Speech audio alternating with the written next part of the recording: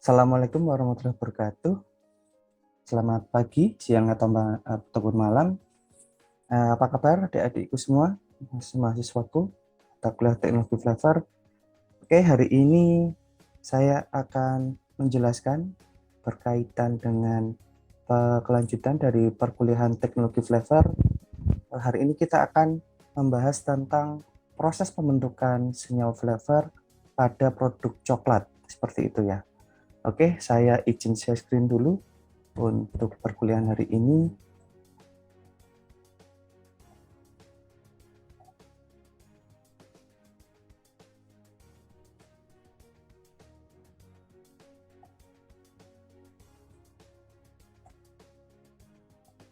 Oke, jadi tujuan pembelajaran untuk materi flavor coklat adalah mahasiswa mampu menjelaskan dan juga menganalisis pembentukan senyawa flavor coklat dengan benar. Nah, kemudian untuk outline perkuliahan yang akan kita bahas hari ini adalah yang pertama pendahuluan, kemudian proses pengolahan coklat, proses pembentukan senyawa flavor pada coklat, kemudian identifikasi senyawa flavor yang terbentuk selama proses pengolahan coklat, dan yang terakhir adalah proses pengujian sensoris pada coklat.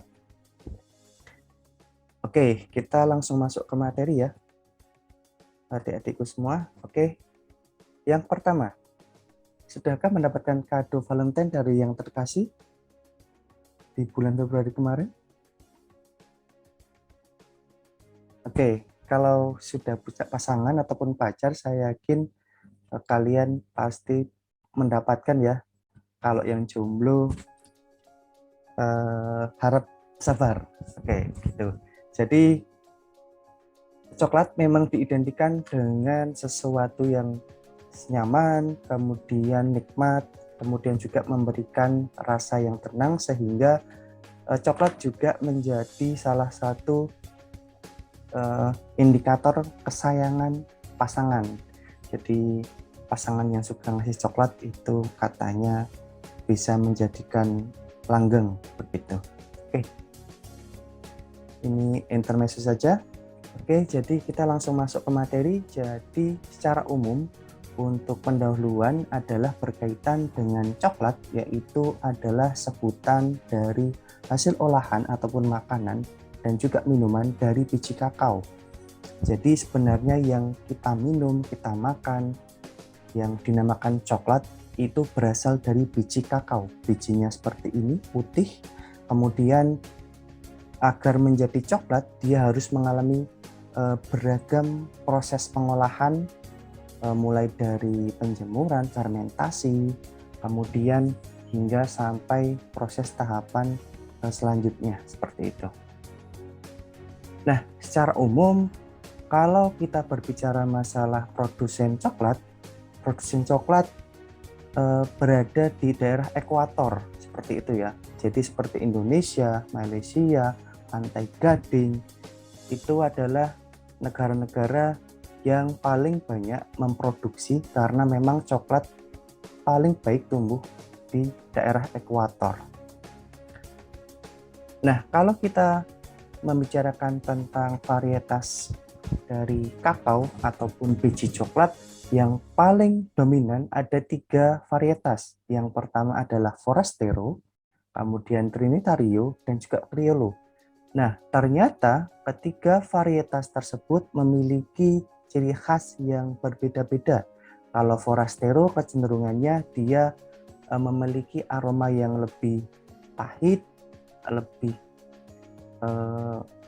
kemudian lebih sepat seperti itu. Sedangkan kalau untuk yang Trinitario dan juga Criollo, dia kecenderungannya ke arah yang lebih sweet, lebih harum seperti itu. Jadi memang perbedaan varietas itu nanti akan mempengaruhi hasil akhir. Tetapi kalau kita melihat Forastero saat ini masih dominan. Kenapa? Walaupun hasil coklatnya itu paling tidak bagus, tetapi memiliki ketahanan pada saat proses penanaman hingga pemanenan itu paling bagus, sehingga kecenderungannya Forastero masih cukup dominan di produsen coklat. Nah, ada beberapa faktor yang mempengaruhi pembentukan aroma selama proses pengolahan. Yang pertama ada varietas tadi, kemudian tempat tumbuh. Kenapa? Karena memang perbedaan tempat tumbuh akan mempengaruhi nutrisi yang diserap oleh tumbuhan sehingga akan mempengaruhi. Kemudian proses utamanya ada fermentasi, roasting, dan juga proses lanjutan itu nanti kita akan bicarakan lebih lanjut di slide selanjutnya. Nah, kalau kita membicarakan tentang proses pengolahan coklat, keseluruhan prosesnya pada bagian ini jadi pertama kali adalah proses pembibitan, kemudian penanaman, kemudian ada proses pemanenan setelah coklat itu matang begitu, kemudian difermentasi selama 3 sampai dengan 7 hari tergantung dengan perbedaan suhu dan juga kondisi.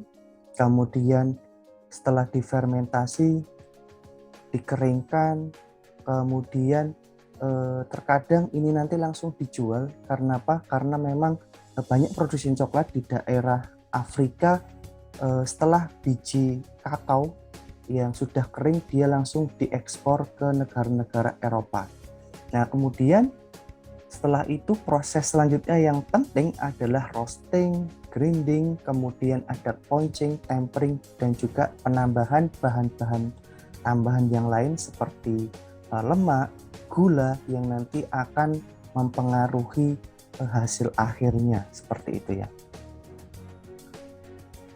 Nah, tahapan proses pembuatan coklat kita dapat bagi menjadi 2 tahapan besar, yaitu adalah preparasi pembuatan coklat yang mulai dari proses sortasi, fermentasi, pengeringan, hingga pemanggangan.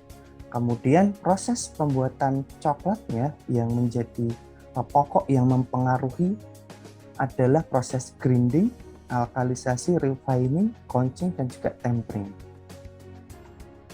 Oke, kita langsung masuk ke materi selanjutnya. Nah, proses fermentasi memang salah satunya yang mempengaruhi keberhasilan pembentukan flavor coklat. Kenapa? Karena pada saat fermentasi itulah biji akan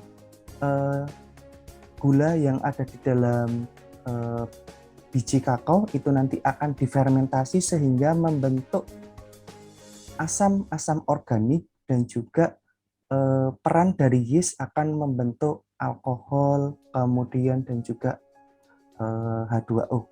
Nah, proses ini biasanya terjadi kira-kira 3 sampai dengan 7 hari. Nah, apa yang terjadi setelah proses ini adalah biji kakao menjadi mudah untuk diolah. Kenapa? Karena pada saat fermentasi, enzim-enzim yang ada di dalam bakteri ataupun mikrobia dia nanti akan mendegradasi komponen dari kulitnya sehingga akan mempermudah nanti dalam proses pengolahan. Nah, peran dari bakteri ini juga membentuk asam-asam yang nanti akan mempengaruhi hasil akhirnya seperti itu. Nah, kemudian untuk menghentikan proses fermentasi selanjutnya adalah proses pengeringan. Jadi pengeringan ini tujuannya adalah untuk menurunkan kadar air sehingga kadar air yang diizinkan ataupun yang aman 6 sampai dengan 8%. Nah, selain itu proses ini juga akan otomatis menghentikan fermentasi sehingga pada saat hasil akhir pengeringan ini nanti dapat didistribusikan ke negara-negara tujuan atau mungkin ke proses selanjutnya seperti itu. Nah, pada saat proses pengeringan ini nanti terjadi reaksi enzimatis, oksidasi sehingga membentuk warna yang coklat seperti itu. Nah, proses yang penting juga yang mempengaruhi hasil akhir flavor dari coklat adalah roasting. Jadi roasting ini pemanggangan pada suhu 120 sampai dengan 150 selama 15 sampai dengan 45 menit. Nah, tujuannya adalah membentuk flavor-flavor baru akibat dari proses pemanasan sehingga terbentuk senyawa pirazin, alkohol, ester, keton, ataupun yang lain. Nah, bagaimana senyawa-senyawa ini nanti terbentuk dan juga kadarnya bagaimana, itu nanti saya akan coba jelaskan dengan salah satu jurnal begitu ya. Nah, ini adalah secara keseluruhan bagaimana pembentukan flavor pada saat proses roasting, di mana yang terjadi adalah reaksi Maillard, sehingga senyawa-senyawa seperti pirazin, piradin, spirol, itu nanti akan mendominasi. Kenapa? Karena terjadinya reaksi antara gula reduksi dan juga asam amino pada suhu tinggi. Seperti itu. Nah, proses selanjutnya adalah alkalisasi. Jadi tujuannya adalah menambahkan larutan alkali ke dalam proses pengolahan coklat atau kakao. Fungsinya adalah untuk menurunkan aktivitas polifenol seperti katekin ataupun epikatekin, sehingga rasa yang dihasilkan akan lebih bagus dan juga mempengaruhi stabilitas larutan. Nah, refining tujuannya adalah untuk menurunkan partikel dari coklat, sehingga proses ini nanti diharapkan akan menurunkan ukurannya menjadi 30 sampai dengan 40 mikrometer. Nah, pada saat inilah juga biasanya ditambahkan coklat ataupun penambahan lemak coklat ataupun gula yang akan membentuk rasa yang khas. Misalnya akan dibentuk dark coklat atau white coklat. Nah, ini nanti disinilah yang akan mempengaruhi.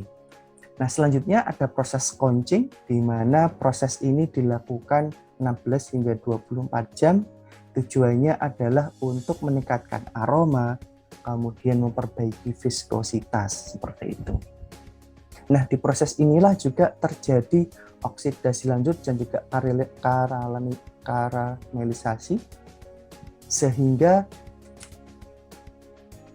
warna yang terbentuk akan menjadi lebih coklat atau kehitaman, seperti itu ya. Dan yang terakhir adalah tempering, di mana proses ini dapat dilakukan 1 hingga 7 hari untuk membentuk coklat yang stabil. Oke, sampai di sini ada pertanyaan?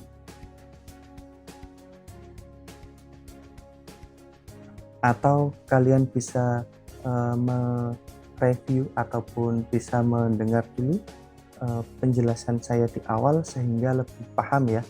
Nah, saya akan menjelaskan tentang identifikasi senyawa flavor yang terbentuk selama proses pengolahan ya. Nah, selama proses pengolahan akan terjadi proses pemanasan, pendinginan, seperti itu. Nah, di sini saya mencoba untuk menjelaskan salah satu jurnal yang mengevaluasi senyawa-senyawa seperti asam, alkohol, aldehid, kemudian juga ada senyawa yang nanti selanjutnya adalah senyawa ester yang terbentuk selama proses pengolahan coklat. Nah, coba saya jelaskan lebih detail untuk poin-poinnya. Yang pertama, di sini ada senyawa, kemudian di sini ada proses pengolahan, mulai dari A adalah biji kakao yang telah terfermentasi, kemudian yang B yang telah terroasting atau telah terpanggang, kemudian di sini adalah yang sudah dipecah kulitnya, kemudian ini adalah yang bagian D adalah kakao yang telah digerus sehingga membentuk cairan atau pasta, kemudian refining yang F couching, yang G molding, dan yang terakhir adalah packaging. Nah, kalau kita bisa lihat senyawa asam dan juga alkohol kecenderungannya turun selama proses pengolahan. Kenapa? Karena memang pada proses mulai dari roasting hingga molding ataupun couching akan mengalami proses suhu tinggi, sehingga senyawa-senyawa asam dan juga alkohol akan cenderung turun akibat proses tersebut. Nah, berbeda dengan senyawa aldehid, beberapa senyawa aldehid akan mengalami peningkatan yang merupakan hasil akhir dari pemanasan seperti itu ya. Nah, kemudian senyawa ester kecenderungannya turun. Kenapa? Karena memang setelah difermentasi, kemudian di